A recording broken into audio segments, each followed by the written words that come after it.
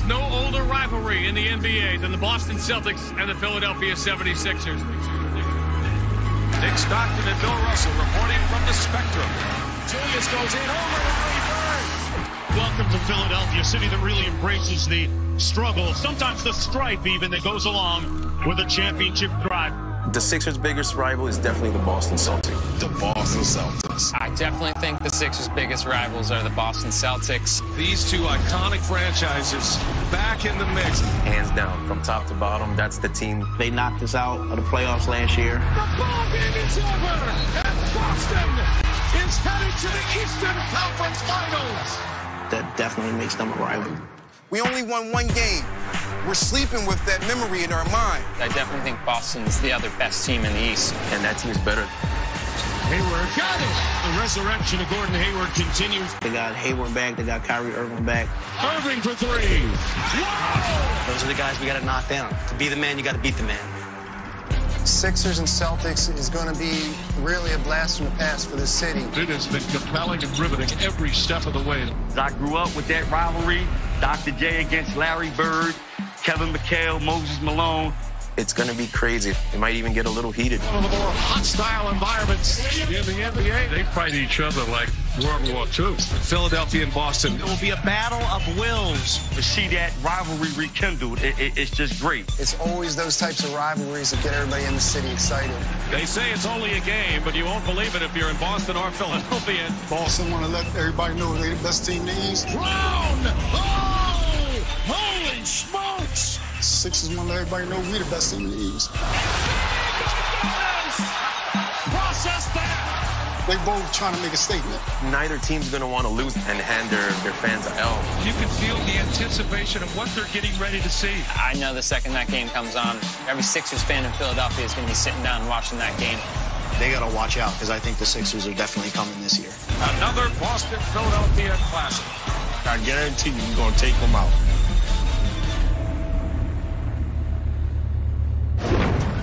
An ancient rivalry renewed tonight in Philly as the Celtics and Sixers play for the 452nd time in their long history, regular season and postseason. That is a lot of animosity built up over many, many decades between these two East Coast cities and long-time NBA members, the Sixers and the Boston Celtics. Welcome in. It's game time for a hump day. That's 3D. Dennis Scott, Sekou Smith right over there. I'm Matt Weiner. Good to have you with us. Celtics Sixers conjures up all kinds of historic images, from Russell and Wilt to Dr. J and Larry Bird, and now Kyrie, Joel Embiid. But lately it's been all Boston green, including last season's playoff series.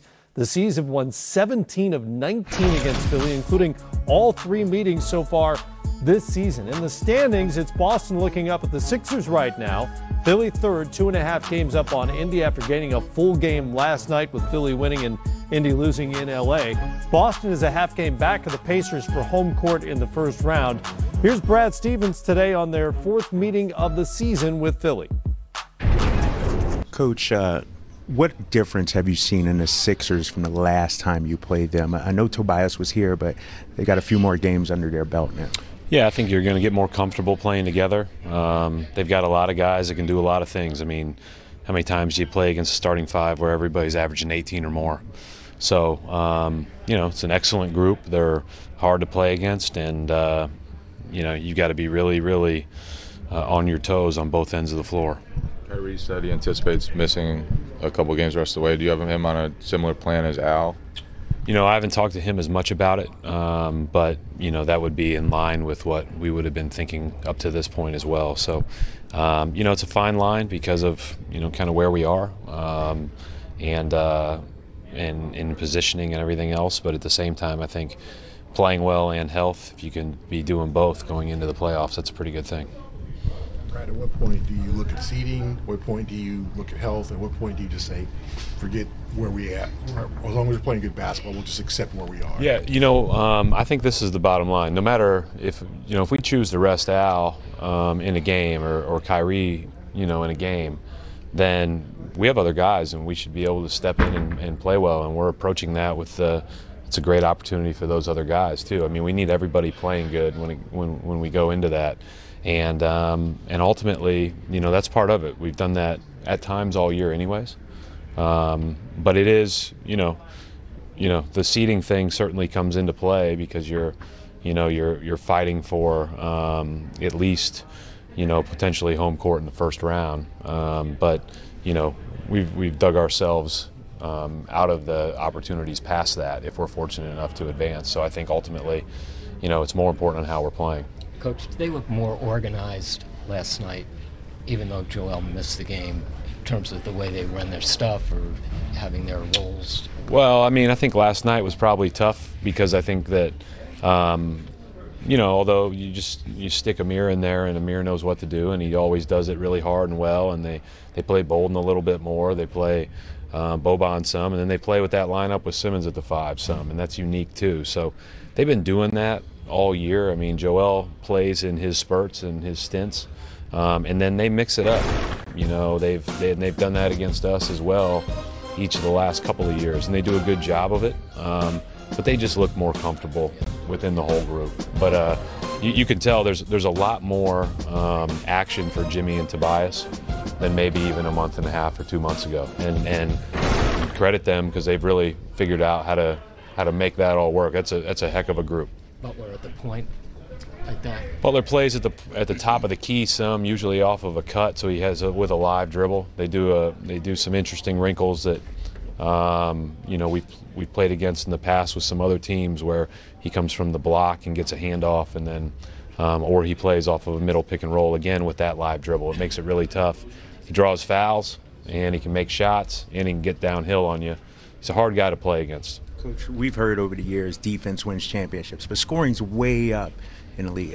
For the Celtics to get to where they want to go, is it still about defense, do you think, and does defense still win championships? I think ultimately if you can't get stops when you need to get stops, you won't live very long in the playoffs. I just think that and it's hard because the offenses are so good. I think with the offenses being what they are, you have to be able to manage runs. When the other team is really going, it can't be a 10-0 run or a 14-0 run. It's got to be 10-4. It's got to be 8-6. You got to be able to manage that. But there's going to be times where the other offense is really tough to stop just because of the individual talent. This is a great example tonight. And then, but on the other end, I mean, if you can't really dig deep and get stops and have some versatility to you defensively, you probably can't last long. And we need to show ourselves better in that regard. I still can't believe where we're ranked. That's not what my eyes tell me. I don't think we're as good of a defense as our ranking, and so it's something that we really need to improve in the next month. Coaches very rarely are really satisfied with what they see on the floor. I guess that's not a huge surprise. Not to the very end of the year, man. I want to get back to something he said early in that media session, talking about the fine line between giving players rest before you get to the postseason and worrying about seeding. They're battling for a 4-5 spot, which basically means home court in a first-round series. More than likely, they're looking at a first-round series against the Pacers as a 4 or a 5. What is the right approach moving forward? Kyrie Irving has already said, hey, I'm going to take a couple of games off here, and the seeding doesn't matter even a little bit. In their situation, I tend to agree, but what is the approach here that they should take? It's all about health, Matt. I think we all would agree with that, and it's more so, Sekou, about Kyrie, because the rest of those guys are younger than Kyrie. They don't have as much mileage on his legs as Kyrie has, Matt. So I think we're all talking about making sure Kyrie's legs are 100% or close to it. Those guys last year proved they can go deep. I think Matt and Sekou, this team is finally trusting one another. Kyrie's trusting what they did last year wasn't a fluke, and now they're trusting him and his leadership and what he's been trying to do. They've had some bumps in the road, but I think getting through that now in the last couple weeks of the season, they're finally saying, you know what? I believe you. You believe one another. Now let's get coach on the same page. Let's get 100%. Let's go prove to everyone that now we're on one page. We can come out of the East like a lot of us think they still can. I may pick Toronto today, but I wouldn't be surprised for the people that still pick Boston. Yeah, and I've never wavered from the fact that Boston is the most talented overall top-to-bottom bunch in the Eastern Conference. Even with the changes that the other contenders in the East have made, Boston's issues it's never been about talent. It's always been about chemistry, cohesiveness, and whether or not they can fold two first-line star players, all-star talents in Kyrie Irving and Gordon Hayward back into the mix in maybe different roles than were originally planned for both guys. And I mean, Kyrie thought he needed to be maybe a guy who carried a heavier load coming to Boston with those young guys. He didn't realize they were going to advance and grow and develop as quickly as they have. Hayward, of course, comes in thinking he's going to be a 1B to Kyrie's maybe 1A star, and now he's maybe more in line with a Andre Iguodala role on this team, a super sub, six man who comes in and changes the tempo there. So you have to give time for all of that to take hold while also not interrupting the continued growth and development, as I mentioned, of Tatum, Brown, Rozier, and all these young players. So there was a lot of moving parts for Brad Stevens.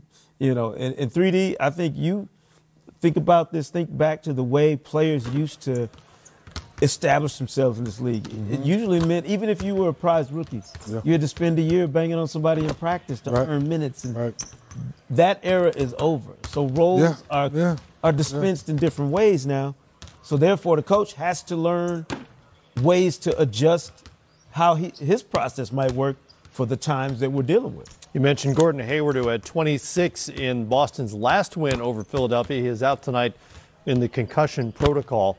So as you look at the standings right now, Philly is up here relative to Boston, ahead of them. But which team has more of your confidence as we sit here about 3 weeks away from the playoffs now when it comes to the postseason? Well, I think from an experience standpoint, I still think Boston has been to the places Philly would love to get to. And that's immeasurable. You can't underestimate how important that is in the playoffs.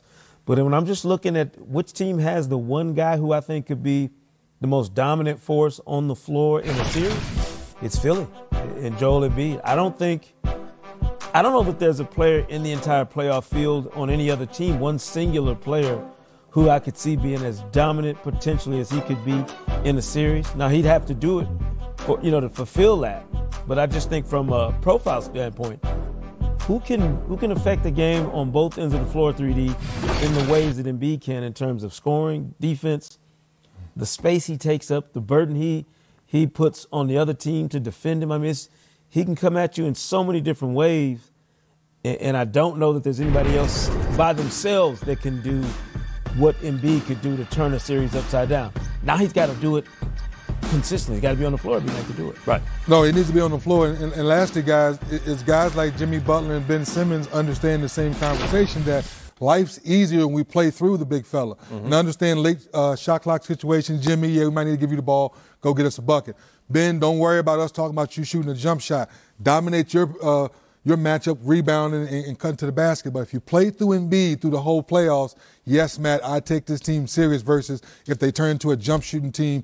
Not saying Tobias Harris is not a bad guy, but playing through Embiid makes life so much easier for you. They still, to me, are a little bit of a clunky fit at the end of games because they have not defined exactly who they are in those situations. They sometimes play through Embiid. Sometimes that means a three-pointer from Joel Embiid, which is probably not taking advantage of that matchup. Well, that's why I put pressure back on Brett Brown, where a late-game situation, you need to be calling straight post-up, tell Embiid go to the block, which he doesn't mind going to, and now he's willing to pass out of the double teams. Now you got J.J., Jimmy Butler, and Tobias Harris. You got three capable knockdown shooters now in a swing situation. And that's why you got to play inside out. And Simmons cutting without the ball because that's where he's best in those late game situations. Yeah, they have such a strange dynamic when we look at teams in this day and age. Think about the dimensions that they throw at you just in that first five. You know, with Tobias, Jimmy Butler, Embiid, and Ben Simmons alone. That size. Then you have a shooter like J.J. Redick. They're almost the opposite of what everybody else is doing, which is, one big and sometimes not even a regular size big and shooters surrounded. Well, they got size all over the floor. Oh, and that shooter, that marksman in J.J. Redick. To me, that's a benefit that Brett Brown has to use to his advantage, and that you go against the grain maybe in the playoffs and play the style that nobody else is because you've got personnel that fits it. Not just size, they've got a ton of talent. Yes. Ton of it. Top-end talent in terms of their starting lineup is as good as anybody's in the playoffs. Reddick was great last night, by the way. First career double-double. Almost had a triple. Oh, wow. Not even realize the first Nearly one. had a triple-double, but first career double-double. Wow. Never Way to get on the board. Way to get on the board. Never had a double-digit rebounding game in his entire career until last night. Boston comes in having won 5 of their last 7, looking to sweep the season series tonight. You think of Boston, you can't help but think of that Boston accent. Recently, the Celtics were asked to give it their best shot. Boston accent. Oh, I'm good at this. Oh, here we go. Let's start with Peabody. The Celtics are going to be wicked good this year. Wicked. Oh, I'm sorry. Okay, got it. Wicked good. Did y'all hear? Did you hear? Dude, did you hear Kyrie is going to have it? Who's your favorite player? Mine's Marcus Smart, eh? Marcus Smart. Smart. Marcus Smart. Me. Let's park the car and grab some chowder. The Celtics are playing at the Garden tonight. The Celtics are playing at the Garden. What are you doing? We're playing at the Garden tonight. I sound like I'm from Australia. So close to an Australian. Dude, I'm wicked thirsty. Where's the bubbler in the garden? I don't know where that comes from, but it's not Boston. That wasn't bad. You can try out your own Boston accent while watching the Celtics on NBA TV Sunday as they take on the Spurs. You can try a Texas accent, too, if you want. We played in the old Garden, man, the old Boston Garden. That is no better than any of the Celtics. Got to work on it. I work on it. Hold it left. What accent is that? Hey, I'm trying to reach in. Hey, the garden had potholes in the garden. It was cold, the showers. It was cold in the wintertime. I don't know what you've drifted into something else entirely.